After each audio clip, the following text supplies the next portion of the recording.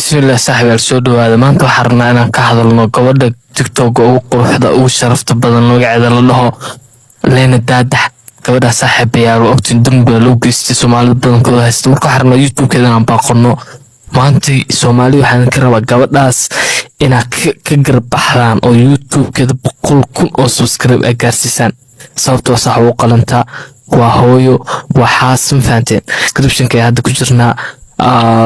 gabadha in laga dhisaaraba oo Soomaali badan gabadha u kacdo maadaama dulmiga ay Soomaali badan ku haysay arkayseen gabadha dulmi aad u weyn loo geystay marka sababta aad gabadha dulmiga uga tirtiri kartaan waxa way saaxiibayaal YouTube-keena gashaan oo 100,000 subscribers caawa ay gaarsiisaan hadda 25,000 bay maraysaa u jeedaan